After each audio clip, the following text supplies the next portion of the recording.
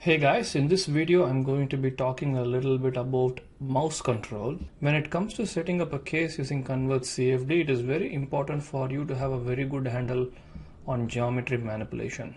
So, ability to rotate the geometry, zoom and pan is crucial when you're actually working with finer details of the model. What you need to do first is make sure that you are seeing the geometry dock, and in the geometry dock, go to the mouse section and you will be able to see the mouse configuration option.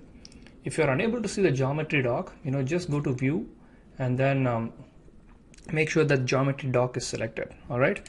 By default, the required control key option is selected, and this is the preferred option. That's the option that I would recommend because I'm highly comfortable with it. If you feel like it's a bit weird, then you can click on the no control key option as well.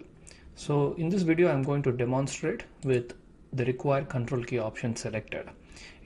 To rotate the geometry, you need to use the left mouse button, but make sure that the control key is first pressed and then use the left mouse button and the geometry is going to rotate. All right. Now, if you use the middle mouse button, which is the scroll wheel, you can actually pan the geometry. So press on the control key first and then use the middle mouse button, and then you will be able to pan the geometry. The final option is zooming in, and you have two options here. You can just use your scroll wheel to zoom in and out, or you can press the control key and use the right mouse button to actually zoom in and out. This is not very effective, although some people do like it. I personally prefer using the scroll wheel to zoom in and out of the model. Okay, all right, I hope that helps.